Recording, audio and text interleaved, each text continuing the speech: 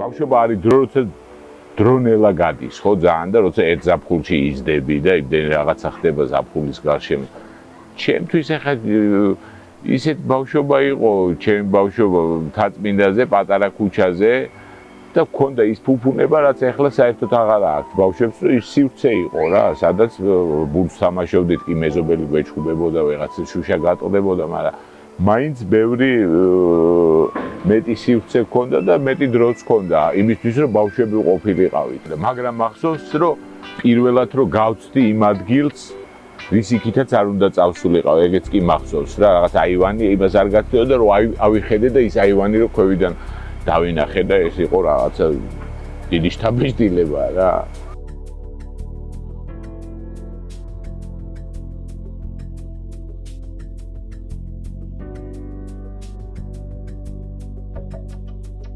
ძალიან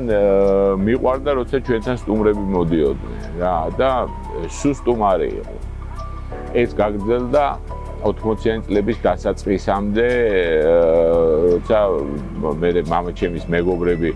დაიუყვნენ უშბაზს და მე უცებ შეწყდა ეს ისა, აი ეს უზარმაზარი кейფები, მაგრამ ძალიან კარგი იყო და რავი ერთმანეთით ხარობდნენ და მაშინ სულ მე და ჩემ დას ჩაგვეძინებოდა ხოლმე სხვა ოთახში, ანუ ეს кейფი იყო იმ ოთახში, სადაც ჩვენ უნდა დაგვეძინა რა და მე ყველა რო წავიდოდა გვიან გაანიავებდნენ სიგარეტის ბოლოს და მე ხელით გადავყავდით და ეს შეგრძნებაც მახსოვს რომ ხელით გადავყავავთ რა და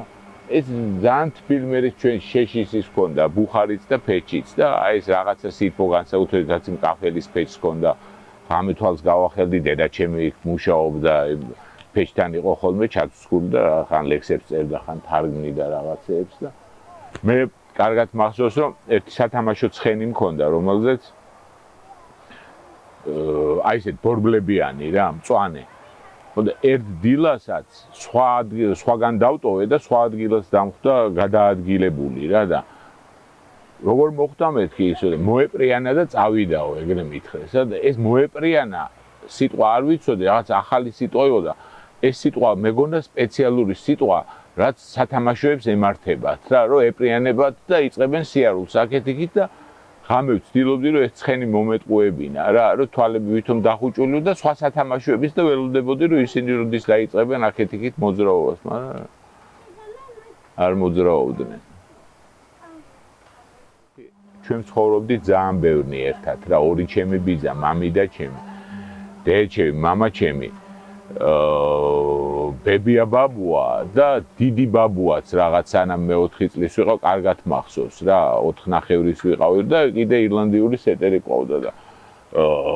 მე მამი და ჩემი რო გათხოვდა, მარტო მამი და ჩემს ჰქონდა თავის პატარა ოთახი, ესე როგორც კუპე ეგრე იღებოდა რა და დედაჩემი სუმეუნე და მე შემიშვეს იმ ოთახში რა, მე ვიყავი ალბათ სადღაც 14 წლის და ეგეთ ჩემი და დედაჩემი სულ არა, მაგრამ რამდენჯერმე მითხრა და მახსოვს რომ შენო ერთადერთი ხარო ვისაც თავის კუთხე აქო და რამე უნდა გამოხვიდეო, იმიტომ რომ სხვას ის არა გვაქვს რა და ეხლა ამ ჩემ ოჯახში თან სუკაცები იყვნენ, მე ის ქონდა რა ქვია, კარსანში მცხეთასთან ახლოს სახლი და მიწა და მე უკვე 90-იანებში გძროხები რაღაცა და სულ სხვადასხვანაირები იყვნენ ეს ბაბუა ჩემი ორივე ბიძა ეხლა მარტო ზურა არის რა, ჩემი უმცროსი ბიძა, მამა ჩემი და ეს არ იყო,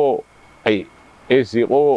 როგორი კაცების იმიტომ რომ კაცების კლუბივით იყო ეს კარსანი რა და ერთმანეთს ვეცვლებოდით ხოლმე და ერთად არსებობა, რომლებიცაც ძალიან უყვარდათ ერთმანეთი, აი ძალიან მაგრა იყვნენ, სულ განსხვავებული და არასდროს ურთიერთობა არ გამოსდიოდათ. აი რასაც თქვია, აი უბრალოდ როგორ არ გავიგე, ლაპარაკი არ გამოსდიოდა. მე და მამაჩემს არ გამოგდიოდა ლაპარაკი. ძალიან გვიყვარდა, ვიждდებოდით ერთმანეთზე, მაგრამ აი რაღაც აი ძალიან ადრეული ბავშვობის მერე რაღაც ის დაგვეკარგა და ისე ის უფრო აი ამ ყველაფერზე დედასთან მქონდა ხოლმე საუბრები, რასაც ქვია რა და თუ აი ეს წიგნებს დედა მაძლევდა წასაკითხად, მერე განვიხილავდით ხოლმე, მე დედაჩემს ეგეთი თვისება ჰქონდა, რომ სანამ წიგნს წაიკითხავდი, გეტყოდა იმ წიგნიდან ფრაზას, რომელიც ყველაზე მეტად დაამახსოვრდა რა და მე წაიკითხავდი იმ ფრაზას და ის ფრაზა შიგნით არ იყო რა, მაგრამ თავისთავად ის ფრაზა იყო ძალიან მაგარი და ერგებოდა ესე თავის შტაბიდან რუსულად, იმიტომ რომ რუსულად იყო ეს წიგნები. რამდენჯერმე მახსოვს, აი კამიუს ჭირი წავიკითხე, არ არის, მე წავიკითხე სად არის, თან მითხრა რომ აი ის რო კვდებაო, ტარო ეს მეორე ამბობსო, ესეთ რამესო და ვაფშე არაფერს არ არის, ეს უზარმაზარ მონოლოგი ქონდა თავისი შტაბ-ტილებებისგან დალაგებული რა და მაგრამ სულ ყველასგან რაღაცას სწავლობდი რა, ბიძაჩემი რა გატკისროლს მასწავლი და იმიტომ რომ ერთ დღეს ჩათვალა რომ ეს ვიყავი, წიგშიც გამოვიყენე, ვითომ მამა აძლევს ამ რა გატკას, მაგრამ ერთ დღეს ჩათვალეს რომ ძალიან შეწუხდნენ რომ ეს ვიყავი პუტკუნა და მოუქნელი და არაფერს არ ვაშავებდი, მაგრამ მაგის მაგაცმა რა გატკა გამიკეთეს და წადიოდა სასამართლო შუშები ჩაამტრიო არსენას ქუჩიდან და ეგ მახსოვს რომ ბახ ჩაამტრიო და რამხელა სიხარული იყო და ჯეგავი და მე დავითეს ეგ და მე სულ ამტრევდი ნატურებსაც ქუჩის განათებას რაღაცა გადამხდა თავს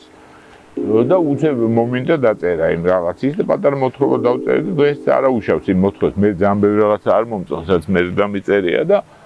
ძალიან მაგრამ მომეწონა ეს პროცესი რა და 21 წლის ვიყავი და რაღაცა ის ვიგრძენი რა ქვია ისეთი პასუხისგებლობა რაც მანამდე არ მიგზნია იმის მიმართ რასაც ვაკეთებდი რა და მე დეჩემსო წავაკითხე ის შეცდომებიც კი ნაკლები გაქვს თითქმის არა გაქვს მამა ჩემი მკითხველი იყო რა თქმა უნდა და რაღაცები არ მოწონდა ის თემები არ მოწონდა რაზეც წერდი და ძალიან კარგად მახსოვს ის მოთხრობა იმას ქვია რა ქვია მურტალი ქართველები რომელიც რო წაიკითხა მოეწონა ანუ ყველაფერი მოეწონა მეტყოდა რომ კარგად წერ მაგრამ ხო იცი მე ეს არ მაინტერესებს მაინც და ის მოეწონა და მე თურმე სხვებთანაც ილაპარაკა და სხვა ოჯახის წევრებთანაც და იმათაც მითხრეს რომ და რაღაცა ის გაუჩნდა რა სიამაყის გზნობა იმისთვის რაც მე გავაკეთე. მე მართლა მგონია რომ ტკივილის გარეშე უბრალოდ არ არსებობს რა. ყოველ შემთხვევაში მე ძალიან მაგარი ლიტერატურა არსებობს, ხო, ისეთი სატირის ლიტერატურა. მე არა ვარ სატირის წერალი, თუმცა ვთვლი რომ უიუმორო კაციც არა ვარ და მაგ ხოლმე იუმორი იმაში, მაგრამ ჩემთვის მაინც ტკივილია ტკივილი და ადამიანი მაინტერესებს რა და ახან ადამიანი მაინტერესებს ვცდილობ რომ რაღაცა ცოტა სიღრმეში წავიდე ადამიანთან დაკავშირებით რა რაც ასაკში შევდივარ და შეიძლება სხვებიც ეგრე არის ჩემ თავს იმდენი რაღაც აღარ ხდება ხო ბუნებრივია რომ იმდენი აღარ თავგადასავალი მოხდება შენ გარშემო ამიტომ რაღაცა ისეთი ამბები რაც ბრახ მაგრა მოგარწავს და შეგეხება ნაკლებია და ამიტომ მიჭირს ხოლმე საერთოდ დაწყება მიჭირს მე ძალიან რა ძალიან მაგრამ მიჭირს დაწყება და ხანდახან მგონებია რომ აი ვაკეთებ ჩანაწერებს და საერთოდ რასაც წერხო შეიძლება წლები გაგრძელდეს აი არც ერთი წინადადება არ ვარგა რა მართლა არც ერთი არ ვარგა ხოლმე და მგონია რომ всё მე აღარასდროს აღარაფერი აღარ გამომივა და მე უცებ მე რაღაცა სწორი მასზე ვждები და მე რაღაცა გამოდის რაც გამოდის როგორ გამოდის ეს სხვების გადასაწყვეტია ეს ჩვენი ქვეყანა დაულაგებელი მულტიკულტურული გაჭირვებული ხო აი ამდენი 1000 სიგიჟით 1000 აბსურდით ეგ მართლა ფუფუნებაა ვიდრე რომ ზიხარ კოპენჰაგენში და იქ ეკები საკუთარი მაშინ რა ქვია სულში თუ ხორცში თუ რაღაცა იმიტომ რომ შეიძლება მართლა არაფერი არ ხდებოდეს გარშემო რა და იმიტომაც მე ისინი მიდიან სადღაც თავგადასავლის საძიებლად არ ვიცი ტაილანდში სადღაც მე იმაზე წერენ იმიტომ რომ იქ ხანდახან თუმცა ადამიანი მაინც ყველგან ადამიანია მაგრამ ეს მართლა ფუფუნებაა თუ კი რამე ფუფუნება აქვს იმას რომ დაულაგებელი ქვეყანა ეგ არის რომ ამბები ბევრი ხდება რა მათ შორის რა თქმა უნდა ძალიან ტრაგიკულიც რა ერთხელ გუსმინე აკამორჩილაძეს თუ წავიკითხე არ მახსოვს და აი რაც იმან თქვა მეც ძალიან მენიშნა რა და რაღაცა ყველაზე ისეთ იმათ მივიღე რომ რო წიგს რო წერო 2/3-ო არისო სიმართლეო, 1/3 გამოგონილიო, მაგრამ აი იმ გამოგონილს როგორ ჩაატრიალებ და რას იზაო, აი ეგ არის ლიტერატურა და ოსტატობაო და ჩემ შემთხვევაში ძალიან ახლობელ იმათ მივიღე აზრად, რა თუ წიგს რომ მოვრჩები, მე კაი ხანი ვსვავ ხოლმე, იმიტომ რომ წავაკითხებ მეგობრებს და მე საქართველოს და ყველას უნდა თუ მოეწონათ დალევა, ხო, შენთან მოთხრობაზეც ეგრე იყო. ხო და ესეა ხოლმე რა, დავწერ და მე გეიფობთ. კიდე რამდენიმე ისეთ კითხველი მყავს, რომელსაც უყვარს ხოლმე რომ დამპატიჟონ სადღაც და იმათ ლაპარაკი უნდათ ხოლმე მე დალევა და მაგრამ ეიფორიაა, რა თქმა უნდა, ეგეც ეიფორიაა რა. მაგრამ ის უფრო დიდი ეიფორია თვითონ წერის პროცესი და ისეთი პრინციპში ჩემთვის ძალიან დიდი ბედნიერებაა, როცა წერ და გამოდის და სხვათა შორის აი ზუსტად წეგანრაზეც ვლაპარაკობდი. რაღაცები რო გაქვს ტვინში, რომ ამის მერე ამას დავწერ, იმის მერე იმას დავწერ და აი გზადაგზა თუ რაღაცა ეპიზოდი უცებ მომფიქრებია ხოლმე, ის ყველაზე კარგი გამოდის, იმიტომ რომ ის როცა აი ფორმაში ხარ თუ რაღაცა კაი იმას უკვე მიგნებული გაქვს, მაშინაც იბადება და ის კაი გამოდის ხოლმე.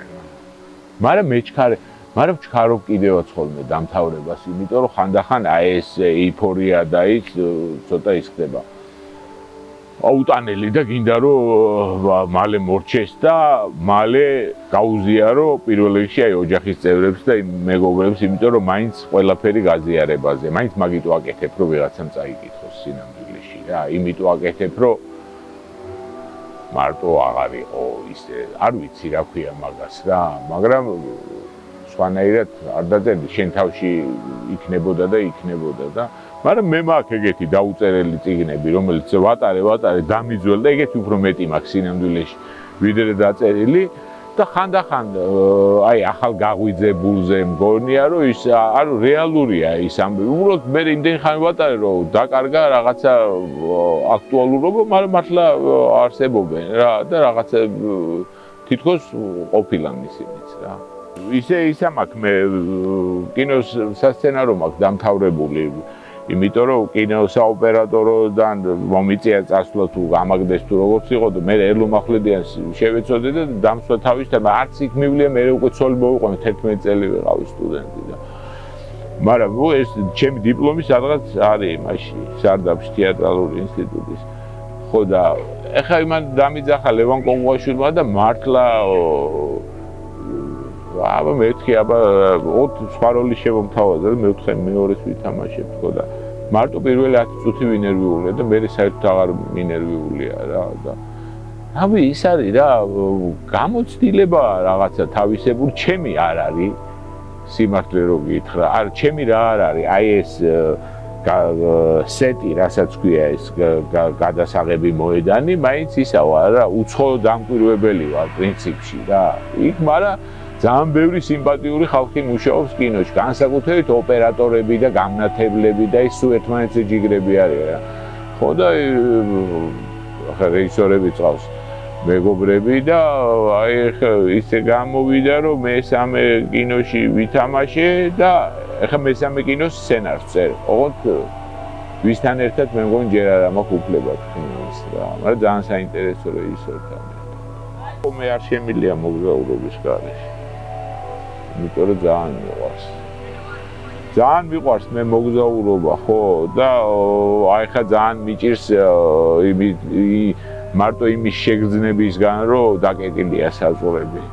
ხო და ხა საქართველოში კიდე დავდივარ, ჯერ ბავშვობიდან დავდივარ და მე ის ჩემი პროფესია არის. მეგზურობა სხვების და მაგას ვაკეთებ, კაი ხანია უკვე რა 20 წელიწადზე, ანუ წინა საუკუნიდან ვარ გიდი და ცოტათი მომბეზდა. თან იმიტომ მომბეზდა, რომ ძალიან ტურისტული გახდა თვითონ ეს ჩვენი ქვეყანა რა და აი ჩემ თვალწინ ძალიან ბევრი რაღაცა მოინგრა და მოიშალა და ისეთი აღარ იქნება აღარასოდეს. თუმცა ეხლა იმ ხალხისთვის ვინც ცხოვრობს რეალური შემოსავალია და ის გაუჩნდათ რა პირიქით ზოგი დაბრუნდა სასტუმრო ააშენა, მაგრამ სულ შეიცვალა ყველაფერი რა და რა თქმა უნდა შეიცვალა ეს სტუმარ მასპინძლობა. ყველას არ დაემართა ეგ, მაგრამ უმეტესად იმიტომ რომ მაინც ჩაანაცვლა და შეიძლება მეგობართან ვეღარ ჩახვიდე, იმიტომ რომ Airbnb-ზე აქვს დაჯავშნილი ვიღაცას, ხო? და ამას ვერც გაუძალიანდები, მაგრამ მე რო სხვა რაღაცა მახსოვს, ხო? მაინც გული მწყდება და თან რო დავიწყეთ ჩვენ ეს საქმე. მე მამაჩემს და ბიძაჩემს დაგყავდა. მაშინ თითოეული ეგეთი წასვლა იყო თვითონ ამ უცხოელებისთვის იყო იმხელა თავგადასავალი, რომ აი შენც გიხარო და რომ აი ამის მონაწილე ხარ, იმიტომ რომ აი სოფელში შევიდოდით, სადაც უცხოელი ნანახი არ ყავდათ საერთოდ. არავინ არ დადიოდა და სრულიად უცხო იყო, აი არ ვიყავით მაშინ ამ სოფლიო ტურისტულ რუკაზეც არ ვიყავით და არაფერი არ იცოდნენ და ყველა რა თქმა უნდა კიდე სხვანაირად ხდებოდა. ხო და მე უკვე ხა თუ კი რაღაცა მაქვს საშუალება, აი ბოლო კაპიკებით მაინც მივდივარ, რომ სადმე წავიდე და გავუწვრე რა და აი გინდაც აი ამ ჩემი ხელობისთვის არის აუცილებელი და ალბათ ნებისმიერი რაღაცისთვის ის კი არა რომ მე მაინც და მაინც იქაურობაზე დავწერო ამბები მაინც ძირითადად აქაური იქნება, მაგრამ ძალიან საჭიროა დისტანცირება რა საკუთარი თუნდაც აი ყველაფრიდან ოჯახიდან, წრიდან, ქვეყნიდან, იმიდან რომ აი რაღაცა გვერდიდან შეხედო და მიხვდე სად ახარ და რა არის თავარი, რა არის მნიშვნელოვანი, რა აგლებად მნიშვნელოვანი. არის რა. დავთორე, რა გაია? ორი